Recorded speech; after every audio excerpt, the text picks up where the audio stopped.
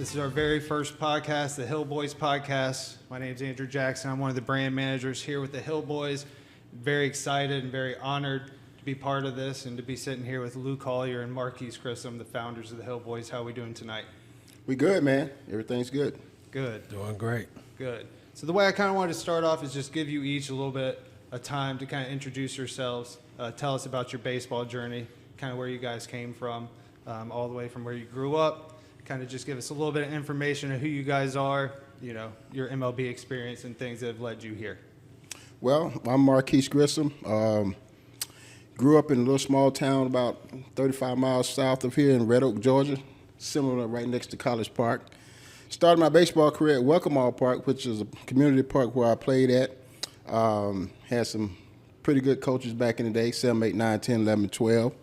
And graduated from Lakeshore High School, which is about 8 miles from where I grew up, and went to Florida A&M University, Tallahassee, Florida. Played there 2 years, got drafted by the Montreal Expos, and I started my baseball career with the Montreal Expos. After that, I made it to the big leagues after about a year and a half. So I played about 7.5 months in the minor league, which doing well, lucky, you know, right place, right time, and it kind of worked out. So you don't just get to the big leagues, you know, by mistake. You have to put the work in, and you got to be in the right situation with the right team. So got to the big leagues. First 5.5 years with the Montreal Expos, did well.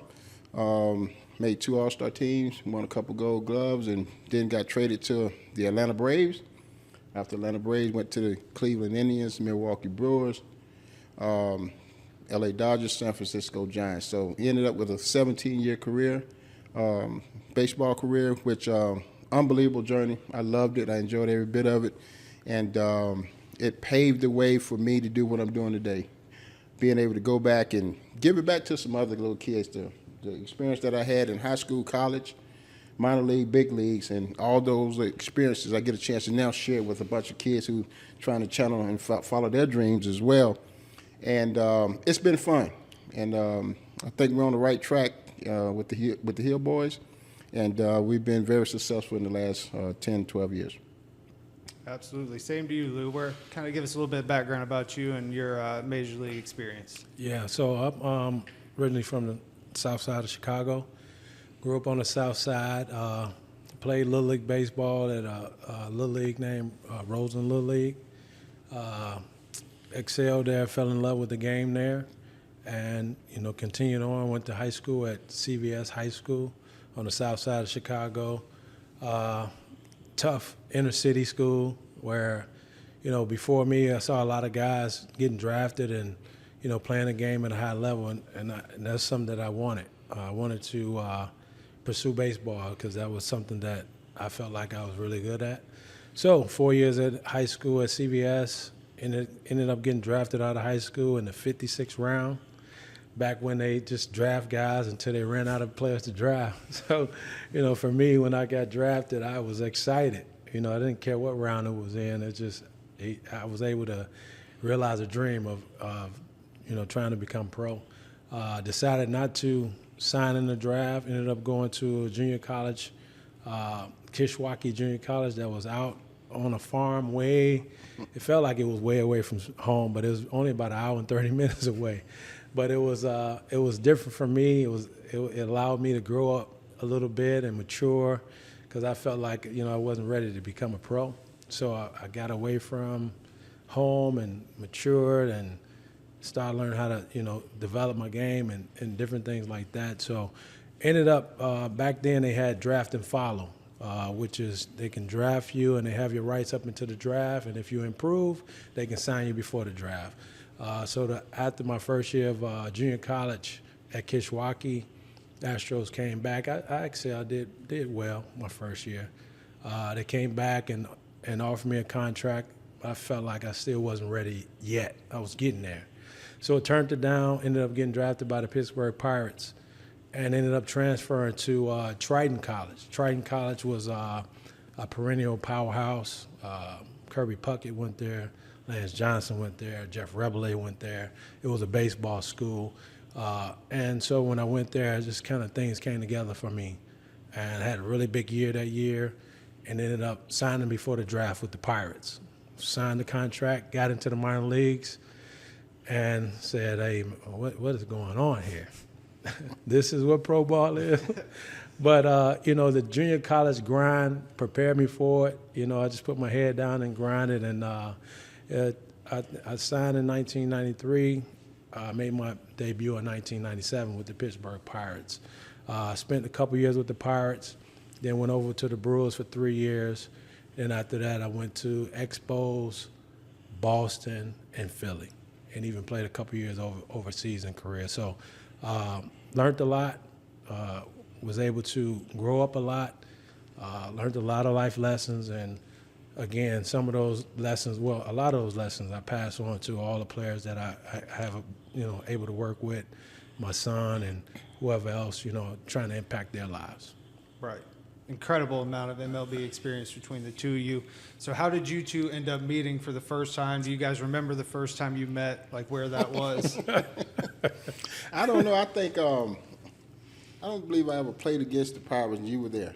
And if I did, we didn't actually meet, because normally I would, you know, just about every black player on the team, and it wasn't just the black players, but I made a suggestion to every black player on every team. I would go up and introduce myself, because that what was done for me with Eric Davis, Darryl Strawberry, Tony Gwynn. Any player that I played against, they would come over and, you know, ask me how I was doing.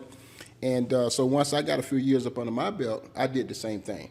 And I think, but Lou got traded, either free agency or came over to the Milwaukee Brewers from Pittsburgh. Yes.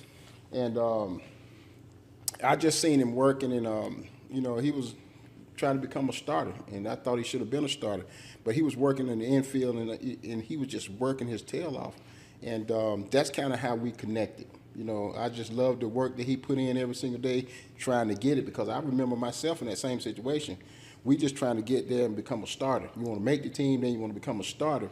And then once you become a starter, you want to get established. So that was kind of the routine, I think, for every player to get to the big leagues and get established. And so me and Lou met in Milwaukee, and we kind of just hit it off then, you know, for our teammates and stuff. But I don't think we played together but 1 year. A couple years. Yeah. I think 99 and 2000. And 2000. And you got traded in 01, right? Or the end of 2000? End of 2000. Yeah. Yeah. Yeah. But, yeah, so I don't know if he knew this, but back when I was in high school, you know, I was a student of the game. And WGN, the Cubs, showed all the games.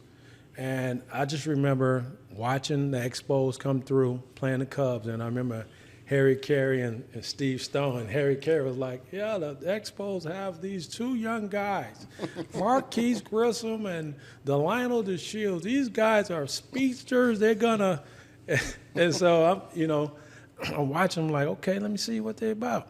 So after the game, he probably 3 for 4 with 3 stolen bases, and it was all lining up with what Harry said. So instantly, I'm a fan.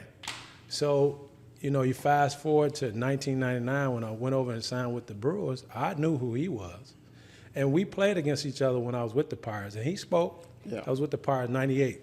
And he spoke, but we never connected then. But I was excited getting over there. I was still a young player.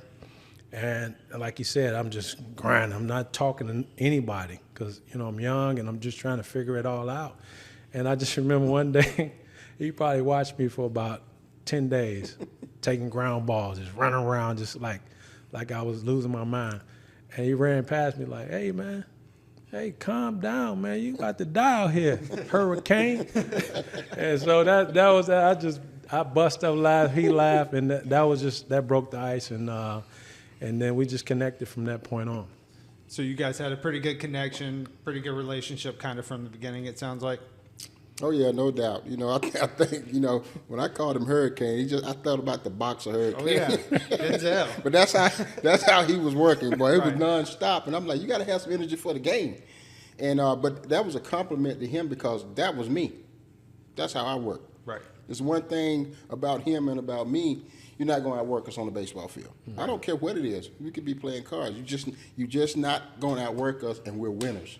Right. Mm-hmm. That's what that was all about. Right. Now, did you guys stay connected throughout your playing careers, or was it something that you kind of reestablish that connection after your playing careers?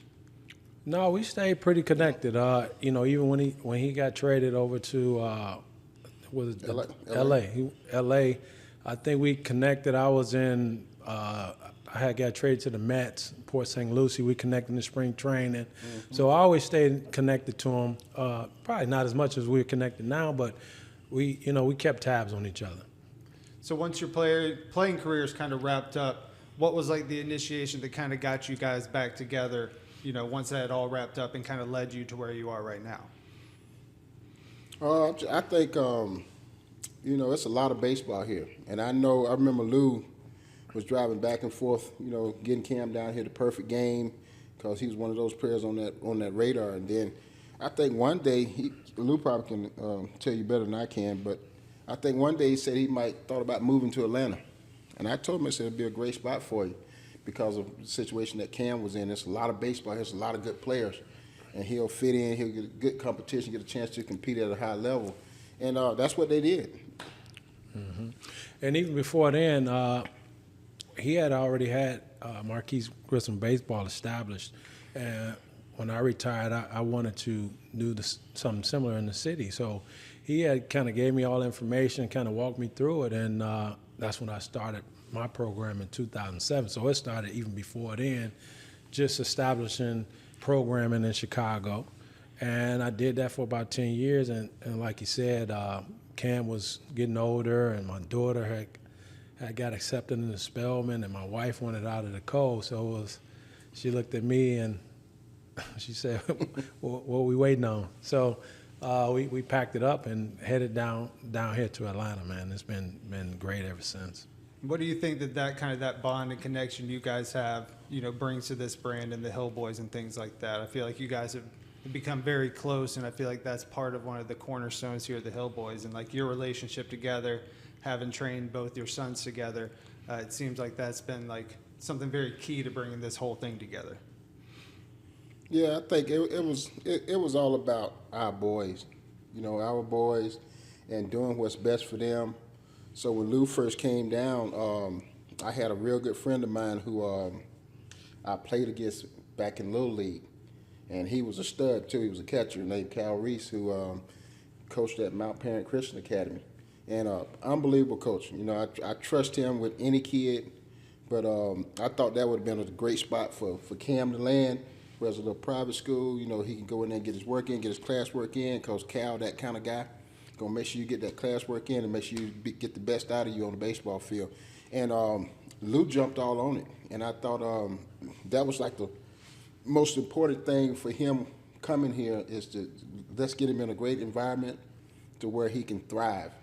And I think Cal did an excellent job, and Lou has done an unbelievable job raising this kid up since he was a baby swinging a bat. And I seen him at 12. I was like, this kid's gonna be somewhat kind of special. So that's kind of like how he got down to Atlanta, and the rest was kind of like let him play. Right. And then, so with your MLB experience between the two of you, how do you think that that's kind of shaped your approach to the coaching and the mentorship that you guys kind of pour back into the kids now? Yeah, for me, the game just taught me so much, about myself and just preparation and, perseverance, routines, and, a lot of those things that's very important that translate into life, life skills as well. So I try to take all the stuff that I've learned from the game, all the failures, all the successes, watching him prepare when I was a young guy, the professionalism, the way he treated the grounds crew and the way he treated the GM, it was no different, how he treated people on and off the field.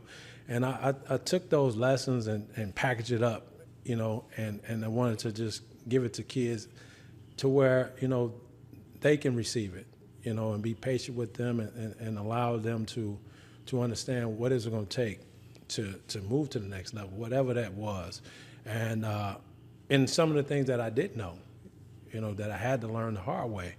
So those lessons, kind of propelled me to grow in the game, but also I felt like, man, if these young kids can just get the right information and I stay consistent with them and they know that I care, they can be whatever they want to be if they put the time and work in.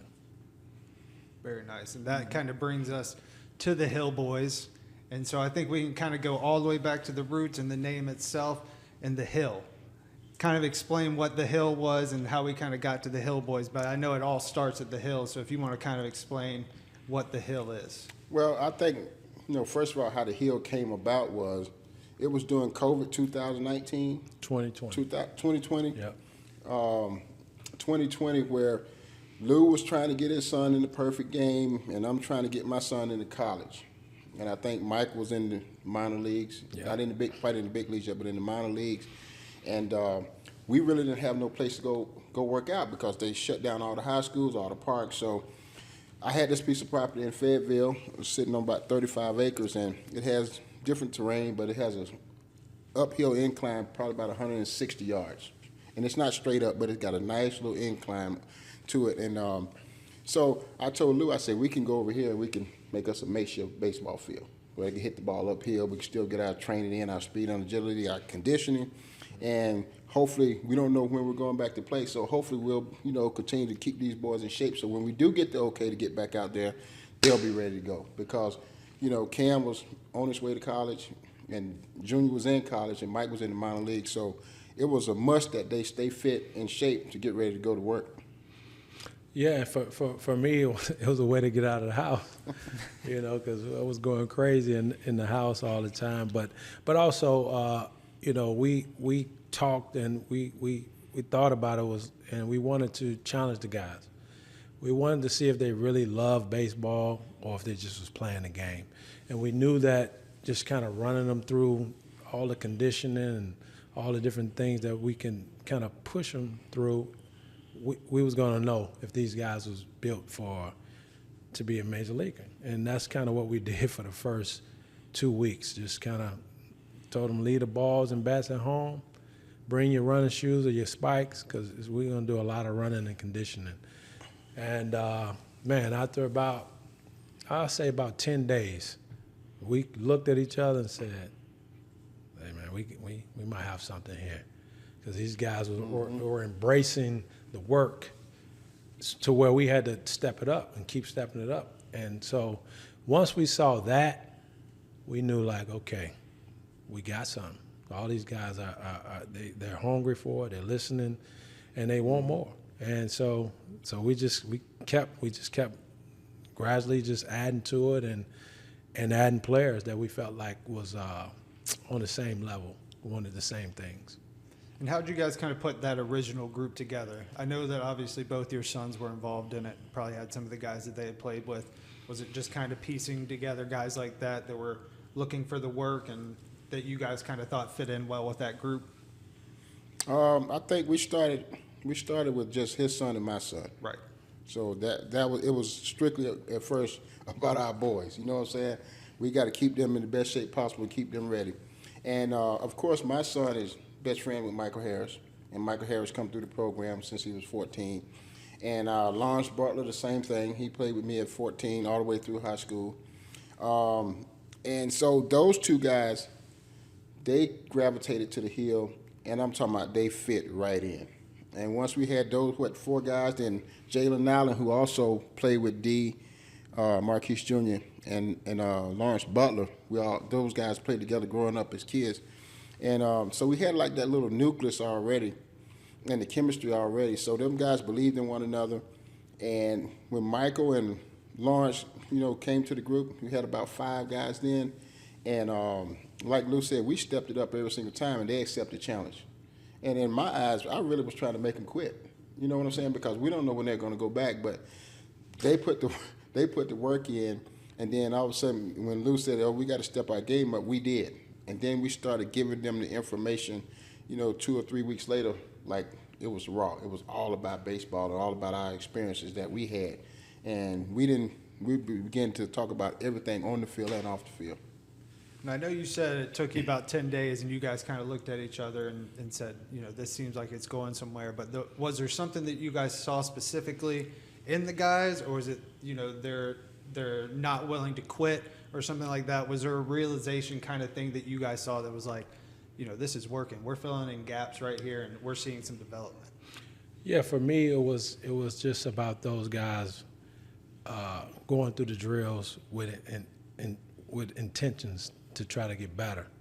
Early on when they didn't quite understand what we was doing and why, it was dragging through it and not finishing and complaining a lot, and you could just tell they was out of shape. But after after about 10 days, and we were talking to them, mentoring them, and sharing our stories, just explaining to them like why we're out here, we started to see that they started to catch on and started to believe in what we were talking about, and they embraced it. So now they're running around the property almost a full sprint. We doing all the drills uphill, and they want more, like, what's next? And so I'm looking like, oh, okay, what's next? All right. So for me, I know how tough that is, because I was trying to do it with them a little bit, and I'm gassed and I'm about to faint, and they want more. So we knew that the talent was always there. The talent was there, the ability to do the run, throw, hit, and do these things, but the mental toughness and the want to keep showing up and working harder than they did the previous day, that was the difference maker. That's what made us look at each other and say, hey, we got us something here. And how has it kind of evolved? Because I know that was back, 2020, and now they've kind of come back, it seems like, every offseason and continue with this program. So are you guys just kind of slowly evolving it forward and just trying to push them a little bit extra each year? Yeah, so I think the Marquis talk about this all the time. A lot of the stories that we share with them, they go out and experience them. And then when they come back, they're like, you told me about that, you told me about that, but I was prepared. So they was prepared for these things when it was presented to them. So now they open even more. So now we're able to just give them more and more the more they mature. So as they mature as players and men, we're able to just keep feeding them the things that they need. Each one of them needs something different, but the message is consistent. I've been there before. I know how you feel. This is how we gonna overcome that. And that's why I feel like we've had success with these young men. And then while you guys have been working with them, have you kind of been able to identify maybe some gaps in, youth and even professional baseball training that maybe you guys didn't know existed, that have kind of like throughout their development, what you guys are plugging in, you've been able to see maybe there's some gaps that we can kind of fill, at the youth age that'll help them be better developed once they get up to this age? Yeah, I think number one is just discipline and focus. That's what the game is all about. So if you're disciplined and you focus, you can have confidence and be consistent. That's a winner. That's a game changer. So those words that we give them for the word of the day, I may do the word of the day, Lou will come back with the thought of the day, and we telling these stories and giving them the definition, telling the stories about what we experienced. And for the most part, they're sitting there, they're listening, and they're in awe because some of the stuff that we tell them that we experienced, and then like Lou said, that following year or the year after that, they go out and they experience something similar. So now they're able to react and make that right choice or that right decision on the baseball field, whether it's on the field or off the field. So to me, that's a plus, and that's a big thing with these young kids, 5 through 12, to be fundamentally sound, to get the fundamentals down. That's what we teach and preach, fundamentals, because I think fundamental creates greatness. And if they can get the technique and the fundamentals down, they have a chance of being successful if they're disciplined and focused. Yeah, so it sounds like you guys really believe that, that mentorship's important. And so I guess I'd like to ask, why do you think that mentorship's so important in today's game? Because I feel like a lot of the youth programs have, a lot of different people coming at them in their ear from this coach to this coach, and you guys kind of focus on encompassing that all into mentorship. And so why is that so important in today's game? For me, I just think, once kids, okay, they know you played at the highest level, but they may not understand that, right? So when you can let them know that you went through some of the similar things that they've been through, and these things matter, and if if we break down fundamentals to them and help them understand, hey, if you just get this, this, and this, you can grow. And we're going to show you how to do it, and we're going to be patient with you until you get it. You know, so I think that part, when the kid realizes that, man, coach, he's not talking above me or over my head or pointing the finger like, or talking about what I used to do. I'm trying to show you how it should be done, and I'm being consistent with it. So I think once the kid realizes that coach care, he understands, he's not, you know, he's not getting on me for failing, the kids open up and they grow and they listen. And I think that's the biggest thing for youth development, as opposed to just playing games. We got to win. I got to play this guy. I got to play this lineup. He has to play. You get what I'm saying? So for me, I think that development, the patience, the structure, the right environments is going to help the game grow and help the young men grow into whatever God has for them. Mm-hmm. And I mean, clearly it's worked because you guys have trained some incredible, you know, athletes and baseball players from, you know, Michael Harris, Lawrence Butler, Chandler Simpson, you know, your sons. So what does it mean to you guys to see these guys succeeding and kind of taking advantage of those opportunities and kind of putting all those things that they learned from you into play? What does that mean to you guys to see that? It means a lot. At first, you know, I think we both were very excited for Mike and Lawrence and Chandler and Dee and Cam, and we still excited, but it don't stop. You know, I was excited for Mike once he signed the contract, and all of a sudden, the next year, you know, how can we help him get better? How can we help Lawrence get better? And not only that, these guys want to get better. They want to dominate the game.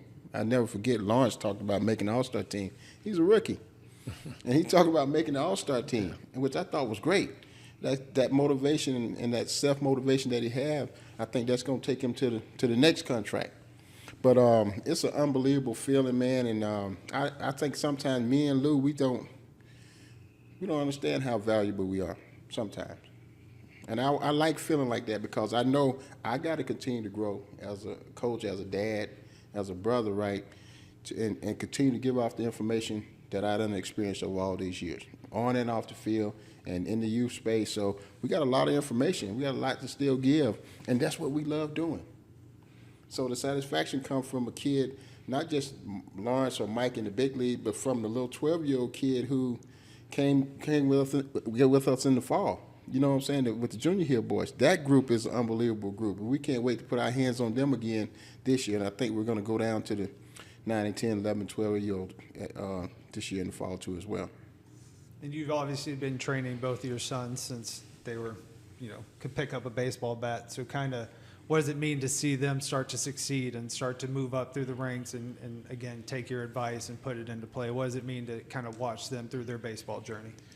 Yeah, that's an unbelievable feeling because it's so much patience you have to have when you're with your own son. And I've been blessed to have guys like Marquis and Marvin Freeman, Antonio Grissom, and man, I can name 100 other names that I can just pass them along, and the message is consistent, right?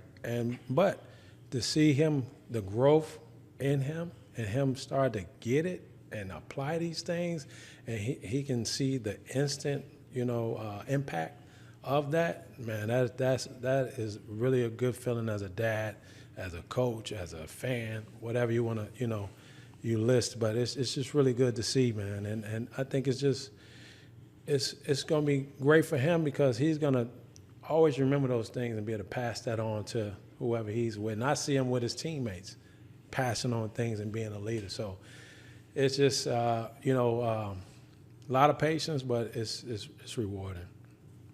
You know, you mentioned, you know, Marvin Freeman, Antonio, and the guys. How do you guys kind of go about picking coaches that you bring in to help out with the Hill Boys training and things like that? We actually ain't brought too many coaches in. You know, maybe Johnny Estrada every now and then with the catching and Marvin with the pitching. And Antonio, he always lending a hand. And we have a minor league guy, Tavares Relifer, who is an middle infielder with Lou, who's kind of like the captain of MGBA/Hill Boys that we'll bring along. But we kind of tight with that, and me and Lou kind of keep that to ourselves because this is once in a lifetime thing I think we're doing, and we're passionate about what we do, and we love what we do. Now it's just we roll it out, you know what I'm saying, and we just feed off each other. And I think that's the best part about this. He'll say something that I miss, and hopefully I pick up and say something that he missed. So we kind of piggyback off each other, and it's just a whirlwind of information. And we continue to learning each other and learning from each other too at the same time. So it's an all win for us. We kind of keep it close knit with us. Very nice. And so what are some of those values that you like to see the Hill Boys carry on, you know, starting from when you guys start working with them when they're really young, all the way up to working with some of the older guys like Mike and your sons and things like that? What are some of those values that you're trying to instill in them, you know, from day one, even working with the kids? For me, it's accountability first. You have to be accountable for your actions, the work you put in, the work you don't put in, and just realizing that that's very important. Another word I would say would be, you know, their intentions. You know, you have to have, you know, even when you're working, the intent has to be there. Everybody says they're working and doing this and that, but to what extent? You know, what are your intentions? What are you trying to strive to get to? And every day, man, we talk about the word of the day, and you know, we talk about confidence and consistency. Grip talk about, you know, he always tell those guys that you're a small company working for a big company. You have to represent yourself as such. And there's so many things that we talk about that we feel like can keep them in the middle of the road and just understanding the things that's important. So those are the few that comes to mind for me. Mm-hmm. So what does like the Hill Boys represent beyond just the training and things like that? Because it sounds like you guys are trying to instill things in them that's going to extend beyond the baseball field. So what does, you know, your ideal Hill Boy kind of represent even off of the baseball diamond? I think we're still creating. You know, number one is to get to the big leagues and get established, and then, you know, I think all those guys got their own brand and they got their own way they move, and it's going to be exciting. You know, Mike got his own foundation now. Lawrence will be starting his up soon, and I know Cam and Marquis Jr. are going to do the same thing. But they're going to be believers, dreamers. They're going to be able to give back, and I think, you know, the Hill Boys brand is going to be huge for all of us, and for all of us to push that brand and be on the same page. It's going to be historic, because you think about 5, 6 guys that's in the major leagues and 2 guys that played in the major leagues, you know, all driving in the same direction. And I want those guys to be more than just a baseball player. You know, we able to give back. I want them to be businessmen, entrepreneurs, leaders. I want them to change the game and change our communities. Those guys got their work cut out, but they know what they're going to do. You know, they don't have to do what we did, but I guarantee you they're going to be able to go back and help some more kids, you know, follow their dreams too, and be able to help other people. What are some of the programs and experiences that are going to be coming up with the Hill Boys that I know you guys are super excited about? You know, Junior Hill Boys, Fall League, and some of those. So I figured you guys could kind of elaborate on ways that some of the kids can get involved, but definitely could start off maybe with like the Junior Hill Boys. Yeah, Grip talked about it a little bit. Very excited about expanding the Junior Hill Boy program. Over the last 2 years, we've been doing it in the fall. The first year I think we did an 11U team. Last year we took that same team and did a 12. But this year we're going to do 9s and 10s, 11s and 12s, 13s and 14s. And it's a 30-day program, just focusing on development, training and development, mentorship, just showing them the things that matter, things that's important. These kids nowadays play a lot of baseball games, but we feel like it's a place for that. But we feel like if we can get the information and instruction along with them playing games, now we got a better brand of baseball, and we have a better player that can continue to grow. So that's kind of the premise around the program, training and development, and these kids that get to experience exactly what the hill boys, the older boys, go through. They'll be able to train on the hill, get cage work, on the field work, and then we'll play some games, but it's in-game coaching. You know, it's not your traditional just play a tournament and whatever happened. We're going to be teaching them, you know, things that's happening in the game so they can learn as they go. And I feel like the last couple of years have been very, very successful. Kids come out of there, man, with growth and better understanding of the game, and we just want to keep expanding that. Yeah, so have you been able to see just in these few years with the Junior Hill boys, maybe are you already starting to see the progress of those kids that come back as they're working through, especially in these early years I know is so important for them? Are you able to kind of see that development already starting to build from there? Oh, absolutely. Anytime you get 3 or 4 parents coming to you saying that Junior or Steve is making up his bed and he's doing his homework and he's taking out the trash, and then when a group of parents give you an award at the end of 30 days, we felt like we were on the right track. And me and Lou, we know and see the impact. But for us, we're doing work. We feel like we're helping. We're helping the kids and the parents, and we want to stay on that. We don't want no praise for it. We want to stay on that track because we see the impact with the kid and the parent. So we kind of educating the kid and the parent at the same time what that travel ball world look like, what college look like, what MLB develops look like, and giving those kids the opportunity to get on that stage and play at the highest level against the best competition in the country, right?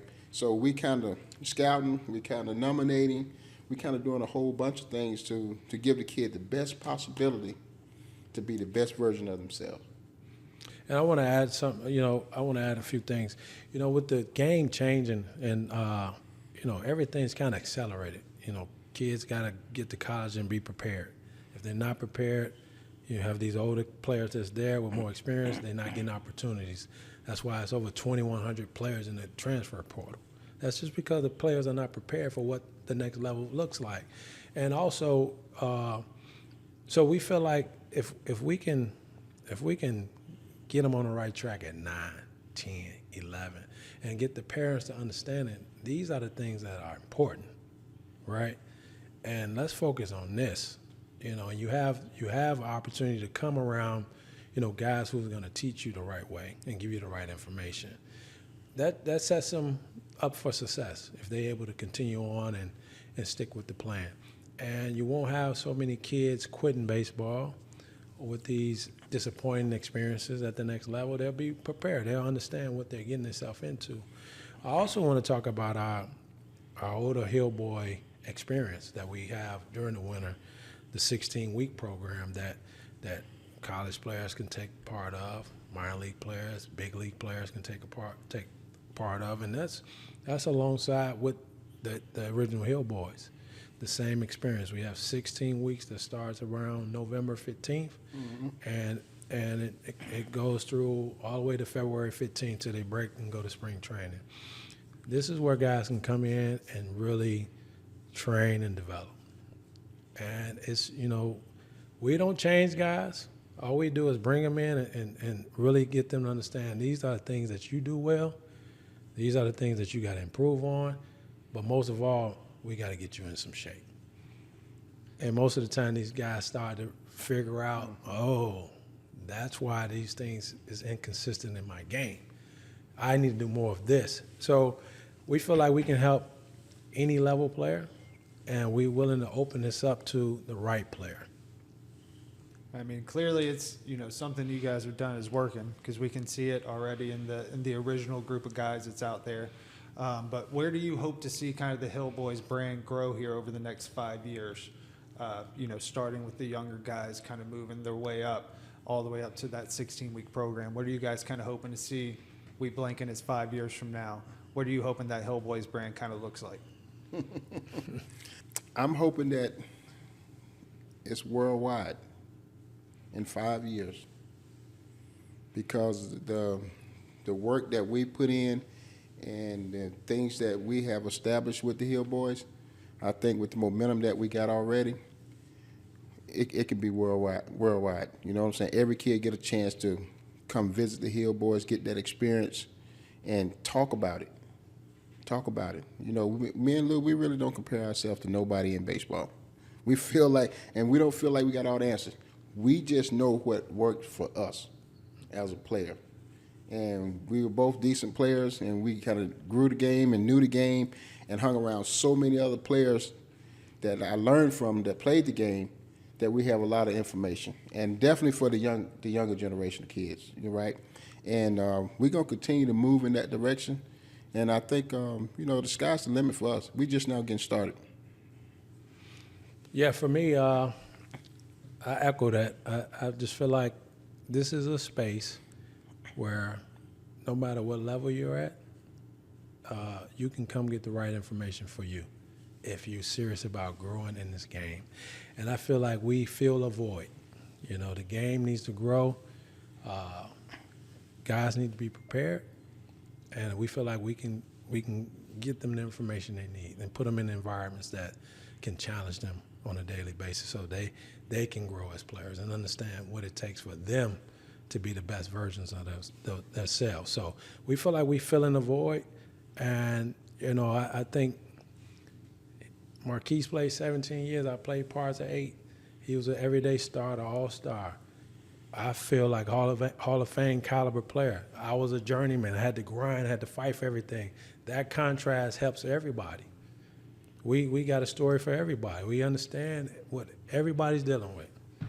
The superstar, the grind, the pressure, and the guy that has to play and spot start and, you know, play off the bench. So we understand it all. So we feel like we can help every level player, and also the parents with our experience of being in the community over a decade. We understand what's going on here. So I think this program, again, like you said, it can be worldwide, and it can help a lot of families and players have successful careers. I'm not saying that everybody's going to be a big leaguer, but we do feel like they can be successful on their level.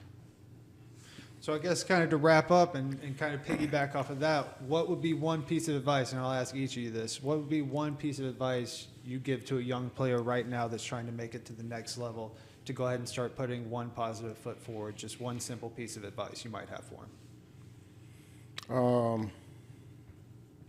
Listen, learn, and retain. Be on time, follow instructions, and do your very best. No whining, no complaining, no excuses. Same question to you, Lou. Just one piece of advice for these kids. For me is, you know, ask yourself, do you really, really want this? Ask yourself that. Look yourself in the mirror. And then if it's yes, be prepared to do whatever it's going to take. Well, I really appreciate you guys taking the time tonight to talk with us. Definitely stay tuned. I know we're going to have Junior Hillboys nominations coming up soon, so keep an eye out for that. All of our social media is the Hillboys, thehillboysbaseball.com. Keep up with hopefully we're going to have some more of these podcasts coming around, maybe talk to some of the original guys, you know, get some more feedback from you guys. Be sure you guys are tuning in to all of that. Check us out on all of our social media, and I'm excited to see where this kind of goes here in the next year, the next 5 years, the next 10 years. So I appreciate you guys letting me be a part of it, and excited to see what we got coming up next. Well, appreciate it, Andrew. Big thanks to you and your wife, Angie, for all the work that you guys do. I think we headed in the right direction. We got a great team. I echo that. Thanks, Andrew. It's been great. Angie, thank you too. All the behind-the-scenes work, but again, we're in it to win it, and we in it for the long haul. So we're excited about what's to come. We'll be releasing information on camps and clinics, Junior Hillboys nominations, everything that we've got coming down the road here in the future. So be sure you stay tuned to that as well. Thanks, guys. Appreciate it. Awesome. Thank you. Yeah.